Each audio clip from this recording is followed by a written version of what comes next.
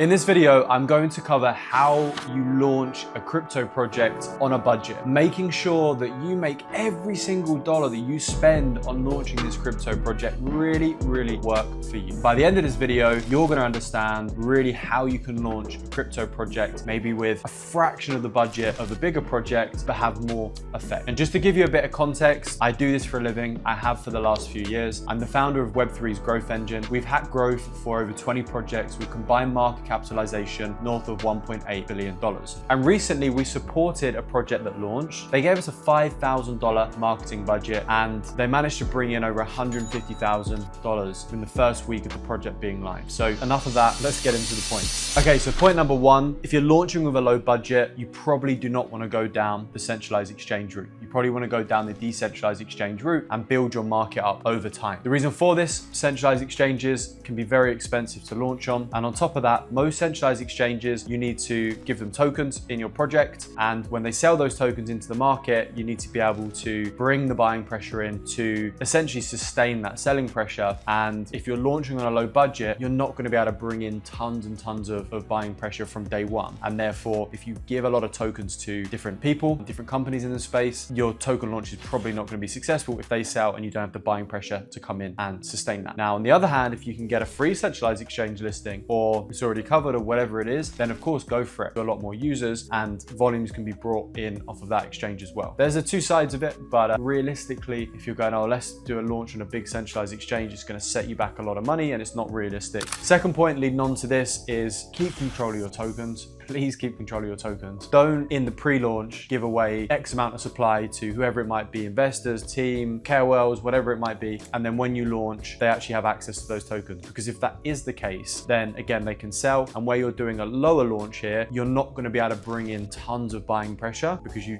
don't have the budget to push crazily. And therefore you don't want to be attracting loads of selling pressure. Point number three, use micro KOLs instead of big KOLs. Now, big KOLs are very expensive in this market, not really providing positive ROI based on what they charge. Micro KOLs for $300-400 a post, you can get these guys to really write good content about you and bring some organic traction through. So two stark contrasts in terms of prices. It's still very bullish for a project to show that people are talking about them. So having influencers involved in a campaign is very necessary in crypto. However, going down the micro route, so these guys are a lot cheaper and also provide really good content. And hopefully, you know, if they pay them $300 and they go and bring in a $1,000 buy, then it's a positive ROI, right? So I would say focus on the micro KOLs and the smaller creators and really dive into their audience and make sure they're a good fit for you instead of the big KOLs, because big KOL might say, okay, don't pay me anything, but I want $20,000 worth of your token. Again, they'll just sell it and you don't have $20,000 coming in from that KOL to fulfill their selling pressure. So avoid it at all costs. Point number four, be sustainable before you launch a token. Like, this is honestly one of the biggest pains of working in growth in crypto. The amount of projects that just want to launch a token, get it out there and then go through their plan or figure it out as they go along. If you go and launch with a relatively low budget, but you have a revenue generating business already, then you have sustained buying pressure coming in from day one. If in your ecosystem, there's a tie from revenue you generate into your token. So let's say you're generating $50,000 a month through your protocol, you have a 50% buyback, you're going to be chucking 25 grand into the market every single month. And if you have managed to keep a close hold on tokens and you've not chucked them out left, right, and center, then this buying pressure will impact the chart. And this is important for the next point. So point five here is really nurture an inner army. You want to get that community that come in on day one and buy some of your token at a low price. They then have huge upside because they might have gotten at a 500K, $1 million market cap, and therefore project 10X's only got to go to 10 mil and they're doing very well for themselves. And obviously if you have a good model in your business that's going to be bringing sustainable buying pressure into the token, such as something like buybacks, then in this circumstance, the likelihood of these people actually benefiting is much higher. And as the chart starts to move, these guys are going to talk about you. They're going to talk about you because they want to shield and work for their own backs. Now, if you create an army environment, you can manage them all in one chat. You can really get them behind the project, get them posting, get them engaging, and get them organically pushing you out there. So this is a very important point. And my final point here is make sure you have the post-TG plan in place. What I mean by this is don't just launch and think that you can figure everything out later on. Think about, okay, from when I launch this token, based on how many tokens are going to be out there in circulation, what level of buying pressure do I need to bring in to be able to sustain that selling pressure? On top of that, where is that buying pressure coming from in a sustainable way? Don't just rely on speculation and hype. That's a bonus, right? If people want to come and speculate and hype on day one, great, they're going to bring money into your market. But don't rely on that. Rely on building sustainability into your market, your token, because everything else I've mentioned in this video can be funded by that or activated through that, such as the army. Yeah, make sure you have that post-TG plan in place. And the final thing here, just to wrap up the video, is if you don't have a post-TG plan or you want more points, right? There's tons of points I could have covered on this video. I can do a part 2. But the point here is that if you are thinking of launching a crypto, you don't have a huge budget, then talk to Magnet, have a conversation with them. Hopefully they can help. That's my extended offering to you in this video. There's going to be a link in the description. Book a free strategy call with the team and